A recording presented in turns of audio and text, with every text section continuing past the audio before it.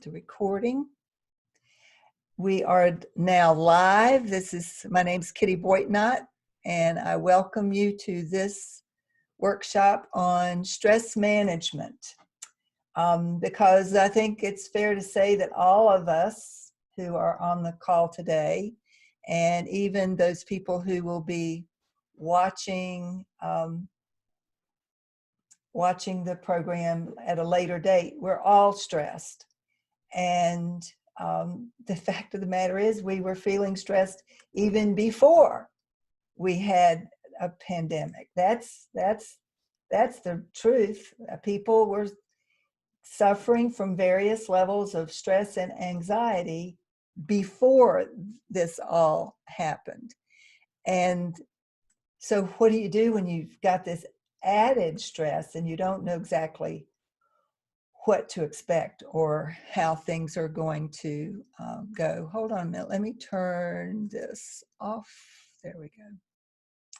So back in October of 2018, there was a survey that was done of American workers. This was across the board in the United States. And in that survey, 76%, and some of you may be able to relate to this, said that stress at work had had a negative impact on themselves, their health, and their personal relationships. And 66% admitted that they had lost sleep as a result of work stress. In that same survey, 16% said that they had already quit a job due to stress. And I don't know whether they came up with a statistic of the number of people who wanted to quit their job but couldn't for a variety of reasons. And now there are many of us who wish we just had a job to go to. I mean, what an irony, right? The very job that some people complained about and said they hated and dragged themselves to. Now, because so many businesses have just closed down for the time being, there are millions of people who just wish they had a job to go to. And so here we are. So you might be wondering what makes me, Kitty Boitnott, an expert on stress. And hey, Tanya, the fact of the matter is I am a trained and certified stress management coach. When I started my first private practice as a coach, I got certifications in life strategies coaching, and then I added a stress management coaching certificate because I wanted to be able to share with people strategies that could help them relieve and minimize their stress. None of us are ever going to get rid of our stress, even if the world were a perfect place, which it's never going to be.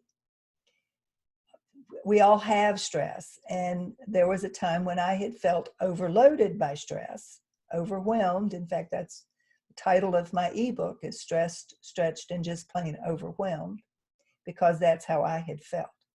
So I decided to take the training and become certified as a stress management coach, because the fact of the matter is we teach what we need to learn.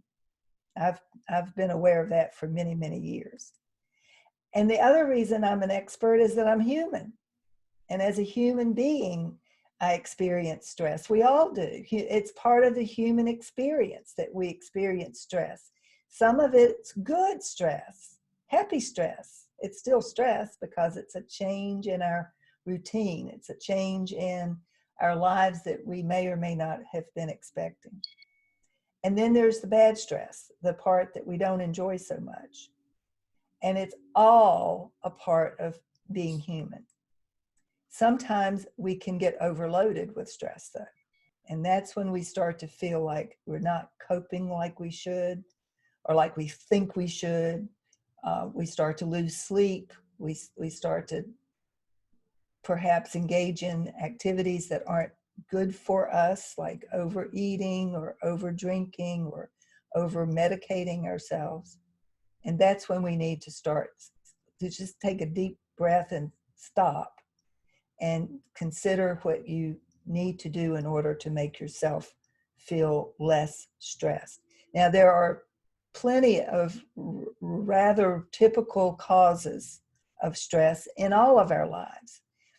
Some of them are family dynamics. You know, as we each have a role in our families, we're daughters, we're sons, we're husbands, we're wives, we're mothers, we're fathers, we're sisters, we're brothers.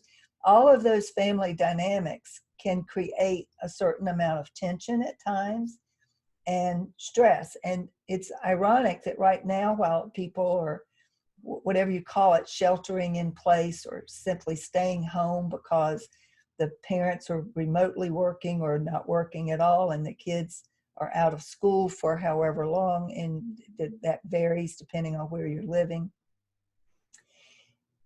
Having the family together all the time can either be wonderful or it can be more stressful. And I suspect that it alternates. I heard a dad on a podcast say the other day that he loved having his kids home, but his kids weren't so crazy about it. And so his kids were grumbling and griping and not really understanding why they can't go out to be with their friends. So family stress is one of the things that we all have in common at times. Stress from work and not having work and not knowing when we might have work again. Then there's the financial stress. Some of us have loans from college still. We have mortgages to pay, car loans to pay off. All credit card debt sometimes is a problem.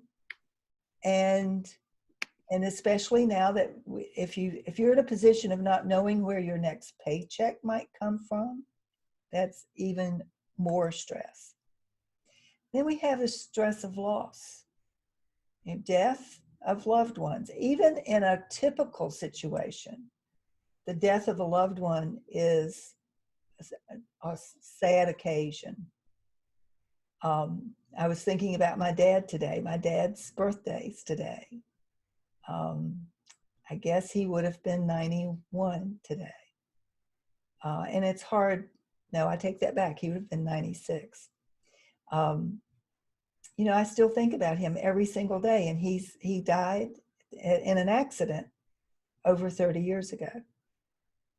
So death is part of the human experience. And right now we're watching news that is reminding us of people who are dying, numbered in the thousands around the globe, of this virus that we don't have a handle on, we don't have a vaccine for, we don't have a cure for.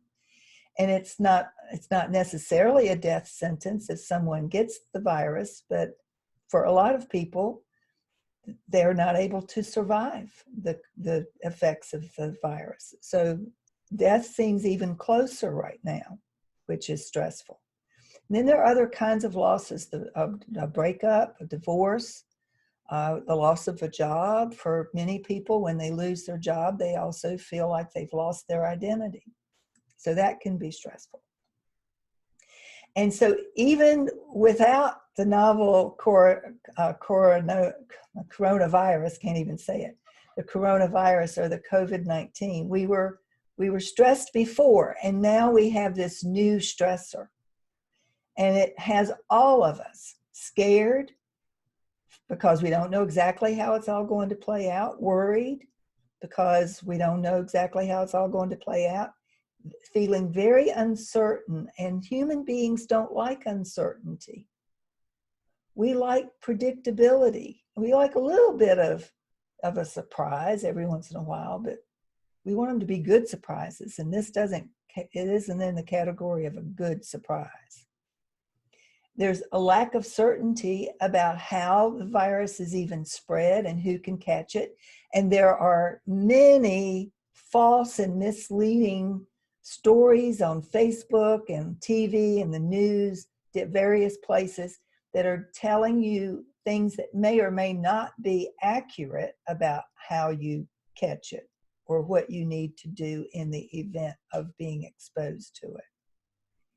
So there's just that uncertainty. There are dire predictions of for those who have compromised immune systems or in certain age categories. And I'll admit, I had a few really sort of nervous days last week, because what struck home for me was that I'm in the age group that's, they say, is particularly compromised. I have a compromised lung capacity because I have had asthma. I don't suffer from it now, and I've never been really treated for it. I've never had an asthma attack, quote unquote, but I have been diagnosed with viral induced asthma, and I know that my lungs were compromised as a result of that. So I was kind of nervous for a few days. What if I got it? You know, I live alone. You know, what I'm mostly worried about, frankly, is leaving my dogs. I have 2 little dogs. Who's going to take care of them if I'm not here? So I've gotten past that, because I feel like I've been sheltering in place long enough. I've been careful enough. It's been a few weeks now, and I don't have any symptoms of it, so I don't think I have it. But I did worry about that just a few days ago. The other thing is, we can't even divert ourselves. You know, all of the things that we normally would think of to do for pleasure, to divert our attention away from what's going on in the real world. We can't go to the movies, with no ball games to go to, no sports events. You're not allowed to go together to get a beer or a glass of wine. You know, that's not allowed even. And we're told to stay at home, which would be great if we didn't want to also be with one another so that we could comfort one another. So, I mean, it's made even worse, because this virus is causing an unimaginable, at least until now it has been unimaginable, a global economic crisis. Because when people are told to stay at home, they can't go to work. And frankly, what I think is the biggest paradox of all is that in order to keep ourselves and one another safe, we must stay away from one another. When in normal times, in times of suffering, of grief, of uncertainty, the natural, normal thing for us to want to do as human beings is to seek each other out, to go to one another, to hug and hold and offer physical comfort to. You know, what's the first thing we do when we go to a funeral home for a wake or a viewing or a visitation? We hug the people who've suffered the loss. You know, there's great comfort to be felt just in a warm embrace, and now we're not allowed to do that. So we're having to find other ways to stay connected, but we're not allowed the physical comfort. And it's hard on us. And even in normal times, there are definite health consequences of not doing something when you're feeling stressed. And here's something you may or may not have known before. These are statistics from the American Medical Association. 43% of all American adults suffer some adverse health effects because of stress. Now, the categories include high blood pressure, heart disease, cardiovascular issues. Diabetes is exacerbated by stress. And here's another statistic for you. Between 75 and 90% of all visits to our primary care physicians are for stress-related complaints or disorders.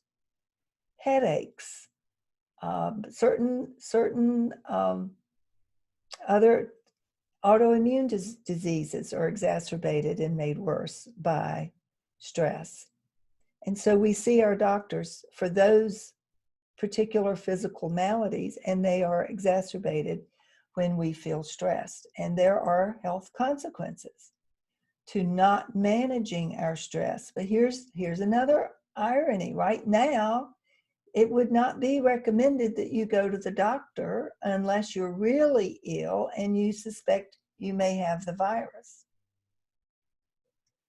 Now, if you have a heart attack, I guess you'll still need to see the doctor, but I mean, you know, we want to try to stay away from the hospital, stay away from the doctor's offices, because that's where people are that may be carrying the virus. So at the end of the day, no matter what may be going on in your life, when you feel overwhelmed, you are.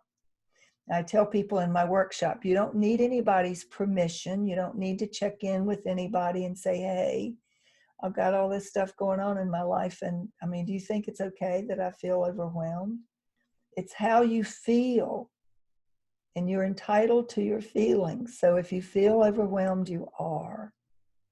So there are certain things you can do to relax. And I had to modify this particular slide because one of the things that I had on the original slide was two women having lunch together. Because in the old days, pre-COVID-19, if you felt stressed, you wanted to talk it out with a friend, you'd go to lunch together, or you'd meet for happy hour and maybe do dinner. Or you'd go to each other's house and you'd hang out. Now you're not supposed to be doing that. So I took that slide out. You can still talk to your friend, but it'll need to be by the phone or virtually through FaceTime or some other device. So what can you do as a solitary activity that might help to relieve your stress? Well, journaling is certainly at the top of the list. And I'm thinking that, you know, this particular point in history, once we get past it, and we will get past it, your children, your grandchildren, your great-grandchildren are going to wonder what it was like to live through this particular period in history.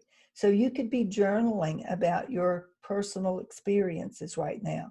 And it has the double benefit of getting the thoughts out of your head and onto the paper where they feel less overwhelming and less frightening. And you're leaving a legacy for your children and grandchildren, because they're going to be curious about what it was like for grandma or great-grandma to live during this time. Aromatherapy is a proven method for relieving stress. So if you've got a candle in the house, light it up. If you've got essential oils, use them. They can be very useful. Taking a warm bath, adding a few bubbles, and just relaxing for a few minutes can help to ease the tension in your muscles and help you to relax in a way that may be helpful. Yoga is an excellent way to relieve tension and stress in your body. And if all else fails, fix yourself a cup of tea, non-caffeinated herbal tea. It goes a long way toward helping you to relax. Now, these are generally activities that I recommend for my women clients, and for the gentlemen in the group. We don't have any gentlemen, I don't think, on the call today, but they tend to relax differently. Ordinarily, and I had to modify this slide as well, because men generally like physical activity, like playing racquetball or tennis or basketball. And again, those things we're not supposed to be engaging in right now. They also like to watch sports. And guess what? We don't have any live sports to be watching right now. I noticed the other day they were offering highlights of the, or maybe it was a replay of the 2019 Super Bowl. Well, if you already watched it, I don't know why you'd want to rewatch it, but I guess it could be a useful thing to do. You see the one gentleman who's just listening to music and enjoying. You see a couple. I use this slide because I want to recommend, especially to my men clients, that men tend to clam up and not want to talk about their feelings so much. They think that they should be tough and they should tough it out and they should just not bother anybody with their feelings. But I urge them to share with their partner, their spouse, their significant other, what's going on with them, because it'll make them feel better and it will make the partner feel less isolated. So that's why that picture's in there. You know, right now, because we have to stay at home, we can binge watch Netflix, Prime Video, Hulu, you know, choose your poison. But if you're going to be binge watching stuff, you might want to think about watching something every once in a while that would be uplifting and inspiring and keeping your vibration, you know, lifted, your energy lifted. And of course, there's always pet therapy. Nothing like cuddling with your dog or a cat for helping you to relax. Now, even without COVID-19, it's important to point out that some stress is just unavoidable. There are the non-negotiables that I often point out. Money is a non-negotiable, and so it's there. It'll stress us out, possibly. Time. Now, this is an irony because before the last 3 or 4 weeks, I can imagine people complaining about not having enough time to do the things that they want to do. And now with so many of us being told to stay home, what have we got? We've got time on our hands. And that may not feel like such a gift right now, but I would urge you to consider thinking about it in terms of it as a gift. You know, we often run short on time. Well, now we have a lot of time on our hands. Now, again, the irony is I've noticed more people procrastinating, you know, putting off. Now, even though they have the time to do stuff, it's easier to while away an hour on Facebook than it is to get started on writing that book that you intended to write, that you always said you wanted to write, but you didn't because you didn't have the time. Or a course that you wanted to take, or a language you wanted to learn. So this one's interesting because now we have more time than we had bargained on. Keeping our home up is a non-negotiable. Whether you live in an apartment or a house, whether you rent or own, you need to keep your house in order. There's a level of disorganization that some people can tolerate, but then eventually the clothes need to be washed. Eventually you need to run the vacuum at least every so often. Things that you need to do to keep your home organized. And then there's work. And right now, for some, it's the lack of work that's the stressor. So I want to offer some simple lifestyle changes. And you may be thinking, okay, what kind of lifestyle changes are you talking about? These are things that are free, that you can start doing right away for the most part. And ultimately, with practice over time, each one of these, and certainly all 7 of these, plus a bonus, will help you not only feel more in control and less stressed, but will have the added benefit of making your body more resilient so that you don't feel so overwhelmed. You can manage whatever comes your way. You have an ability to manage it.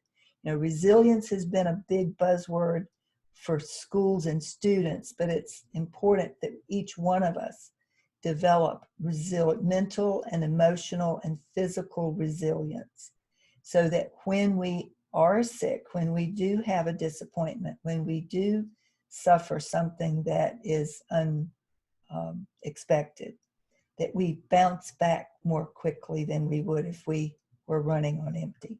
So I want to offer to you today some simple antidotes to the stress that you're feeling. The first one, maybe the most obvious one, is to stay hydrated.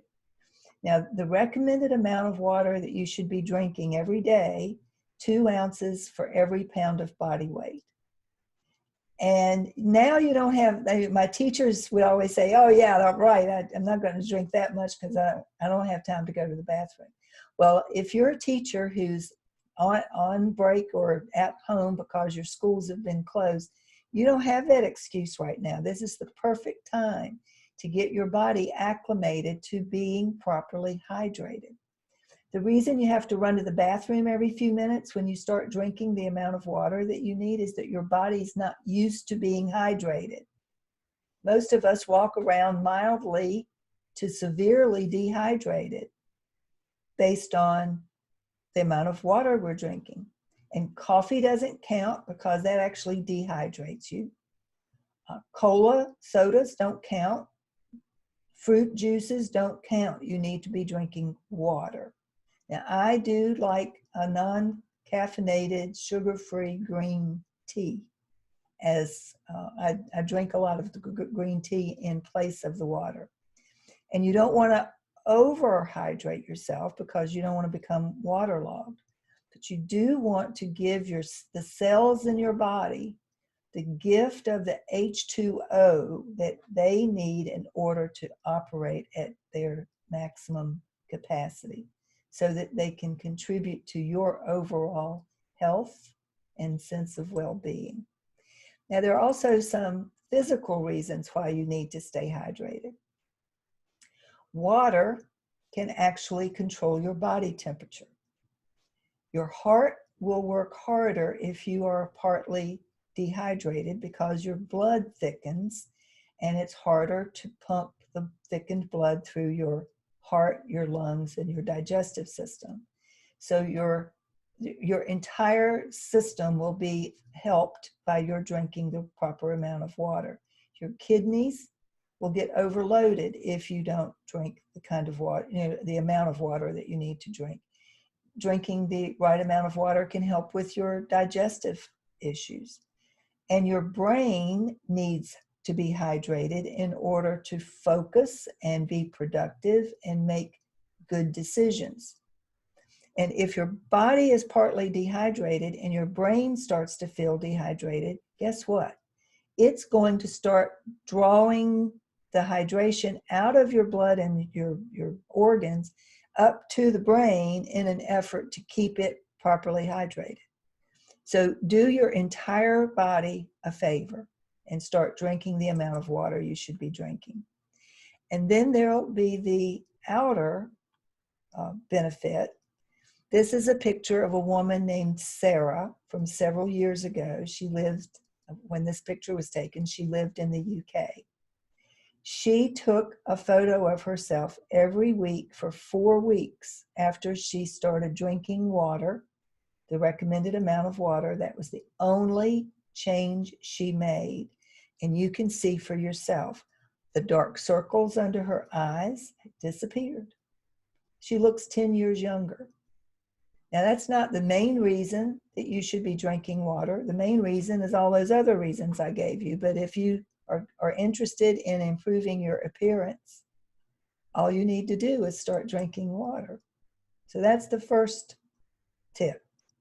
And it's free, and you can do it. You can start doing it right now. The second thing I want to urge you to do for yourself in order to help you become more resilient and to manage your stress more proactively and effectively is to eat for good nutrition. Now, right now, especially at this particular point in time, you need to keep your physical body well so that your immune system is strong. And eating fresh fruits, whole vegetables, whole plant type foods will help to build the nutrients and minerals in your system that your organs need in order to function properly. You want to avoid highly processed foods, GMOs, and foods that are high in sugar, salt, syrup, and fructose. So try to the extent that you can, try to eat whole, fresh fruits, vegetables, whole grains in order to build your body's resilience. And keep in mind that right now, when we're not perhaps as active because we're staying home, we're not going to the gym, although you could be working out even if you're not going to the gym. Right now, though, a lot of us are probably eating for comfort. We're snacking more than we would because we're home.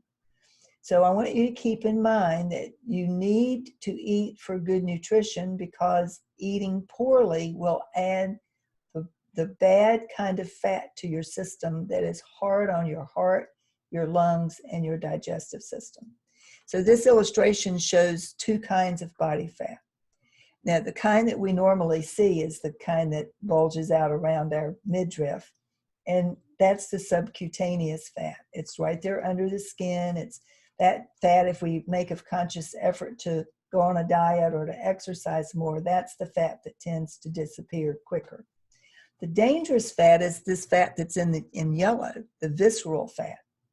It surrounds the organs, and it begins to, once it begins to build up, it will compress your organs and keep them from functioning as well as they need to.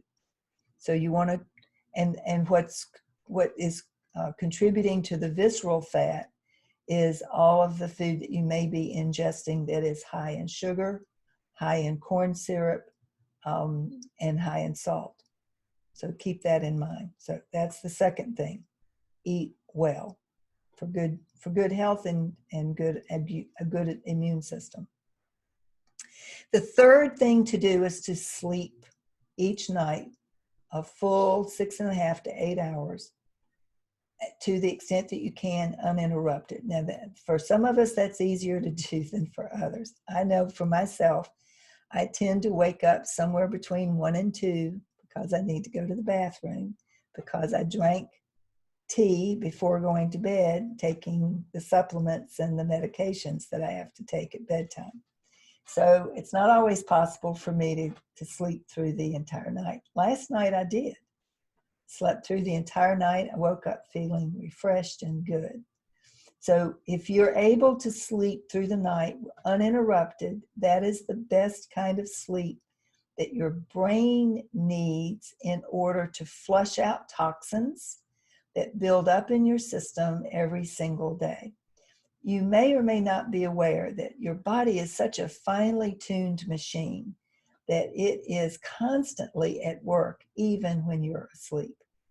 And in fact, your sleeping helps to facilitate your body to do the things that it needs to do while you're sleeping. Flushing out those toxins through the brainstem during certain hours of the night while you're sleeping, that's one of the things that your body does for you. And those toxins are building up in your brain. The neurons and all of the cells in your brain put off a protein that's a waste, a type of waste material. Your bloodstream comes through and sort of vacuums up. Now, this is not technical terms that I'm using, but to give you a sense of, vacuums up all of those proteins, that waste material, and flushes them out in your bloodstream through the spine. And then in the morning when you go to the bathroom, you're flushing all of that stuff out through your bladder. If you're not sleeping at night, your brain can't do that. Your brain can't work on cleaning up those toxins and that waste material if you're awake. So you need to get your sleep. And there's some evidence that shows that the buildup of that protein material can lead to early onset dementia or perhaps even Alzheimer's. So you absolutely need to get that sleep. If you are having trouble getting to sleep because you're worried about stuff, and right now you're probably worried about a lot of stuff, there are things that you can do to help yourself get the 6.5 to 8 hours that you need. Now, that's 6.5 to 8 hours is just an average. You might need a little less than 6.5. You may need a little more than 8 hours. It depends on your particular body chemistry. So now that you're not working, many of you, I don't know, maybe not everybody who's on the call is in the group of being told to stay home. There are people who are still going to work. They're considered essential employees, and their routine hasn't been disrupted. But if you happen to be one of the people who don't have to be somewhere at a certain time in the morning, find out for yourself how much sleep you need. Go to bed when you feel tired and get up when you feel rested, and check the number of hours that elapsed in between, and you'll be able to determine how much sleep you need. If you have trouble getting to sleep, a warm glass of milk will absolutely help to relax you. There's a chemical that's in the milk that is released when it's heated, and it will help you to feel more relaxed and drowsy so you can get to sleep more easily. Tea can help. Non-caffeinated herbal tea can help. Taking a warm bath can help to relax you. Reading a book, not watching TV, because the blue ray light in the TV or in your tablet or in your phone tends to trick your brain into thinking it's still daytime, and your brain needs to click off for nighttime. Part of the problem with all the artificial light we have is that our brain gets disconnected from the natural circadian rhythm that it's used to have before all the artificial light. So you can help your brain to start getting ready for bed by turning off the electronics in your house. Read a book or a magazine. If you have particular trouble staying asleep during the night and you've had a glass of wine at dinner, you might want to leave off the alcohol, because alcohol, while it will make you sleepy in the moment, it will also keep you up after a few. You'll wake up and then not be able to go back to sleep because it's a stimulant. There's a Duke University study that says poor sleep is associated with higher stress levels and a greater risk of heart disease and diabetes. So getting sleep is important. And it also, the same Duke University study shows that a lack of sleep negatively impacts your creativity, your mood, your ability to focus, and in general, your mental performance. So do get the sleep that you need. You also need to exercise. Now, I made a reference to not being able to go to the gym before. That doesn't mean you can't still go for a brisk walk or get a couple of cans of beans and lift them in place of the weights. There are things that you can do. Be creative about how you might get the exercise that you need, but you need to stay moving. You need to walk because it's good for you. You need a good brisk walk around the neighborhood will help you to feel better. It'll clear your head, and it'll help you to stay more resilient. In more regular times, normal times, I would recommend alternating between cardio and weight training, 30 minutes a day, 5 days a week. You may not be able to do that exactly. It's not important that you do it exactly or perfectly. What's important is that you do something for yourself to keep yourself physically active, because it will help to keep your immune system strong. Don't forget to breathe. I just went to a seminar online this week about breathology. It's a whole study. And I learned a couple of things that's important that I want to share with you. And one is, I had heard this before and I don't think it had really sunk in, but what he said was, you need to breathe in through your nose and out through your nose, not through your mouth. And the specific thing that he said that I'd heard before is that your nose is for breathing, your mouth is for eating. Your nose is for breathing, your mouth is for eating. And see, I just took a deep breath through my mouth. But here's what he said about breathing through your nose. It would help to guard against picking up any kind of virus, whether it's COVID-19 or the regular flu or anything else that may be going around. Because you at least have the hair filters in your nose that help to filter out a lot of stuff. Now, they don't filter out all viruses, and they don't always filter out smoke. But there are other things that your nose will filter out that your mouth has no filter for. So he was recommending that you breathe in deeply through your nose and then out slowly through your nose.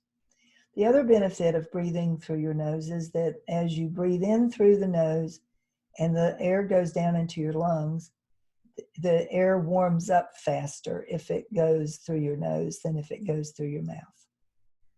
So just a little tip from him. The main thing is to not forget to breathe. And when we are really stressed, we tend to breathe shallowly. We start to feel jittery. We start to feel uneasy, and it's not a good feeling. If you've ever had an anxiety attack, it's not a happy feeling. So try to keep yourself calm and breathe in through your nose and out through your nose, keeping your body properly oxygenated, because like the water that your cells need to be able to function properly, you also need oxygen. In order for your cells to burn at maximum capacity, you need oxygen. So here are some other reasons why breathing is so important. It's been shown that oxygen retards aging, can relieve headaches, and can relieve tiredness. It can help to boost the immune system. It can help with asthma and allergies if you breathe properly. It can help ease depression, and it can improve your physical performance up to 25%. This is a bonus strategy, and these days, most of us are meeting, even though we may not be working, we're still having meetings with colleagues or friends or family. Last week, I had a virtual birthday party for my brother because my sister and he decided that traveling to visit him was really a non-essential travel. So we decided to get together by Zoom instead. I've been to 3 Toastmasters meetings in the last 2 weeks. I've started a mastermind, a group of women that I've been meeting with every Wednesday since January of 2016. We found out that the place where we were meeting was closing down, so I set up a Zoom call for us, and we're continuing to meet. We haven't missed a beat. It's not the same, but it's better than not being able to connect at all.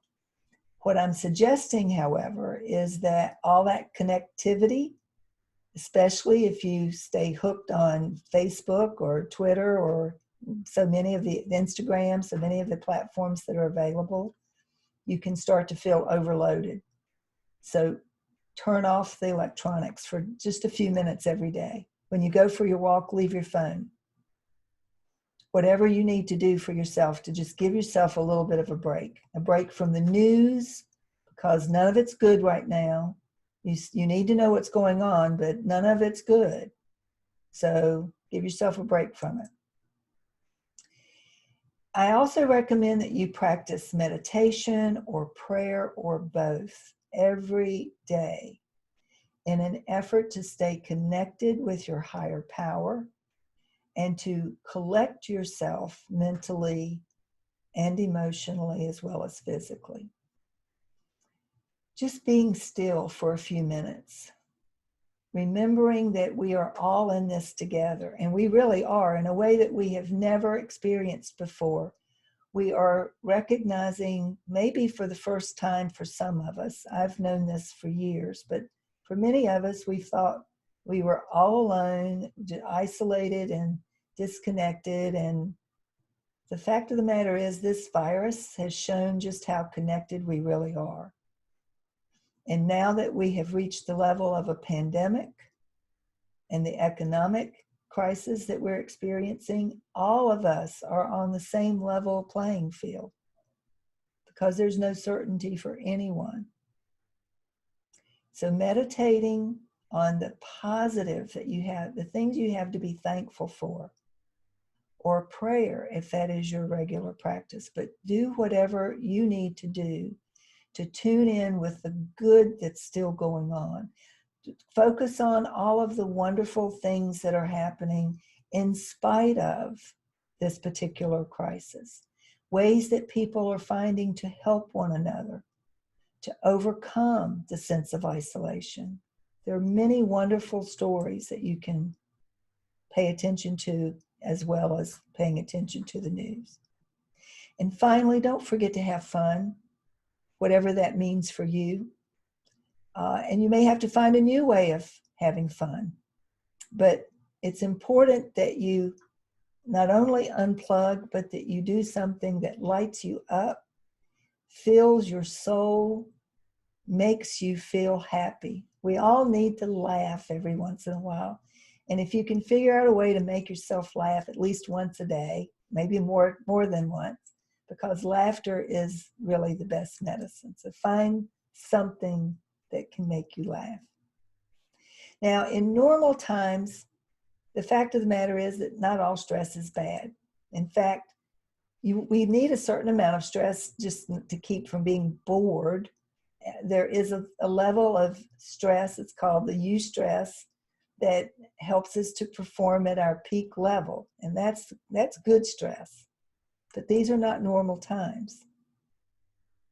Coupled between the virus and the economy, these are anything but normal times.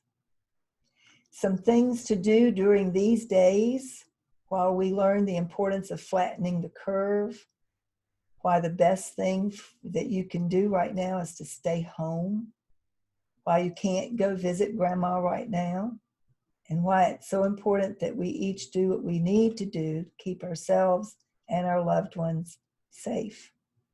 Those are the things we need to pay attention to. So, of course, washing your hands and staying at least 6 feet apart from anyone that you might meet on the sidewalk when you're walking or in a store. Just a few weeks ago, none of us had heard of social distancing, and now all of us are practicing it. Stay in touch with your loved ones and your colleagues virtually so that you will feel less isolated than you might otherwise feel.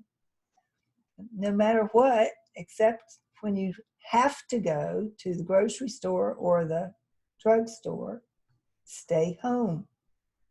I've started having the drugstore deliver my medications for me.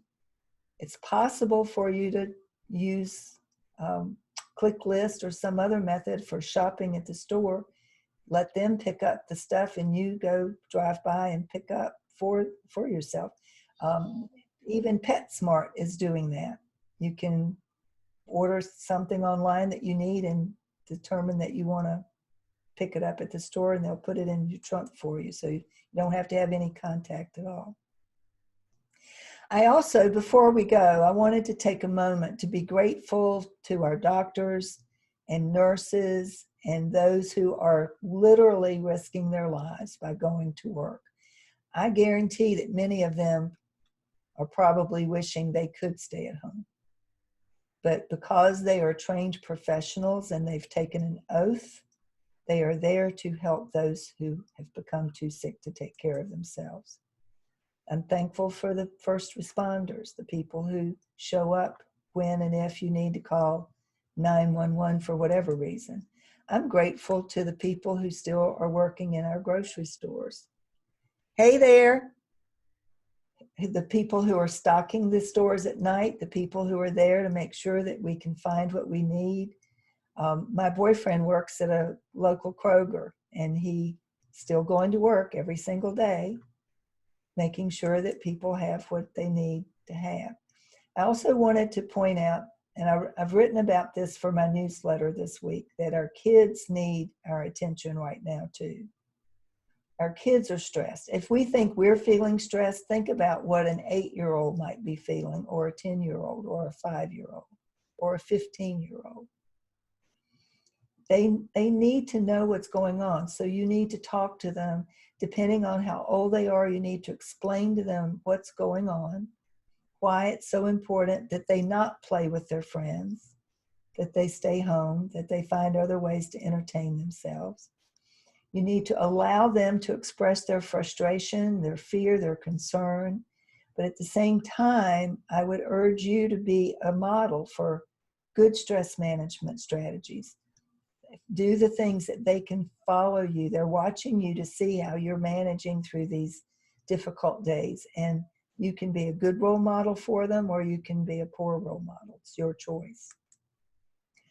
And in closing, I want to offer a message that I ran across just today It was a special message offered yesterday by Pope Francis. He called on people to work together to weather this pandemic. And this is what he said. We are on the same boat, all of us fragile and disoriented, but at the same time, important and needed. All of us called to row together, each of us in need of each other. I just thought that was a beautiful sentiment, and it sums up so well that we all are in the same boat, and we all do need to be rowing together to get through this. So I want to offer, I told you there would be no sales pitch, nothing. I'm not selling anything today, but if you would like to download stress assessments just so you can check in on yourself to see how high your stress level is, I do offer a free stress assessment. It's available at kittyboitnott.lpages.co/stress-assessment. If you want to send me an email, I'll send you the link. I'm at kittyboitnott@boitnottcoaching.com. That's a freebie. You can take the stress assessment. You could take a picture of the slide right now if you want to, and then you'll have the link for later. It's a 32-question questionnaire, in case you've never taken it before. I generally tell the people who take it, if you score above a 10 by saying yes to 10 or more of the questions, it means you're overly stressed and you need to do something ASAP to lower your stress level. So if you want to take that assessment, you're welcome to do that. You're also welcome to download my free ebook on stress. I told you earlier I'd written a book. I wrote it in 2015. I published it the day my mother went into the hospital for the last time. Stressed, stretched, and just plain overwhelmed. If you're interested in downloading that, you can get it at teachersinTransition.com/ebook. So that's it. That's all I have to offer. But what I'm going to do now is stop the share and go to the comments. And if you'd like to unmute yourself and offer a comment, ask a question. Somebody's mentioned coloring. I have mandalas. If you would like me to send those to you, shoot me an email, and I've got several that I can send you for free.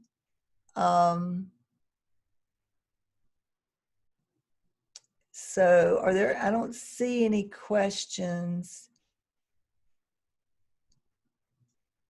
Yeah. So are you ready to go back to work, Amanda? Yeah, see, that it's human nature that we wish we had all this time, and now we have all this time, we wish we could go back to work. I think a certain amount of that is normal. Yeah, I think kids should be journaling too. And yeah, I think your boyfriend's not wrong in being tired of talking about the virus. It's become pretty consuming, but there are things that we can do to divert ourselves. Coloring being one of them, journaling being another. Different things that we can do. So does anybody want to unmute themselves and share something that resonated for them from this presentation? If not, I'll just let it go. Jennifer, do you have something to say? Well, just thanks for all the information. We really appreciate it. And I guess my main thing is to realize that we're all in this together. Yeah, I think that is. I mean, wherever we are, Melissa's in Michigan, you're in Texas, Amanda and I are in Virginia. And Tanya, I'm not sure, I think she signed off. I'm not sure where Tanya lives. But yeah, we're all in this together. There's not a person in the country and frankly on the planet. I think that came home for me 2 Sundays ago. I think it was just 2 Sundays ago. It might have been 3. The president of one of my Toastmasters clubs was putting out, she's a nurse, she had finally heard a message from Dr. Fauci about his concern that our health care, the hospitals and the doctors and nurses would be overrun with patients that they could not help because the numbers would be so high. This was before everything that's happened up until now. But he was warning that this would probably happen. And as a nurse, she had worked in the hospital during the H1N1 epidemic. And it just, the light bulb went off for her. That, oh, yeah, maybe we should be paying attention to this. So she put out on Facebook the idea that maybe we should skip Toastmasters for a couple of weeks. And one of our members was just flat out, oh, hell no, we don't need, this is all a hoax anyway. It's not real. We don't need to be worried about it. And so I think it's just stupid, stupid to be told that we shouldn't have a Toastmasters meeting. And so there was a little bit of a kerfluffle and back and forth, and he was just really incensed at the very suggestion. And by the end of that day, Toastmasters International, which has clubs in 126 countries, 350,000 members, Toastmasters International made the decision, no Toastmasters meetings until June 1st. And I thought they made that call because they have clubs in Italy and France and the UK and all across the globe. And they recognized that this was serious and that we needed to be doing something to protect ourselves. So we didn't miss a beat. That same week, we set up a Zoom call and we had 15 people on the call. The point being that we are, wherever we live in the world, this is something that we can't ignore. It's something we have to pay attention to. So, thank you all for showing up. I shouldn't have been worried about over 100 people showing up. But I guarantee that there are at least 100 people on my list who are feeling stressed and just maybe had other things to do at 1 o'clock today. So what I'm going to do is to share the information in other places. I want to thank each one of you for being here today. I am holding that you are safe and well, and that your loved ones remain well. And know that I'm here if you have any questions about this information or need any other kind of support. Okay? So if nobody has anything else, I'm going to let you go and enjoy the rest of your Sunday. Depending on where you are, it's going to be a beautiful afternoon. That's what I'm counting on here. Thank you. Thank you. It's good seeing you, Jennifer, even though I didn't get to see you. I know, good seeing you. And Melissa, same for you, and Marlu, and thank you. And Amanda, thank you all for being here. Okay, y'all, see y'all later. Bye-bye. Bye.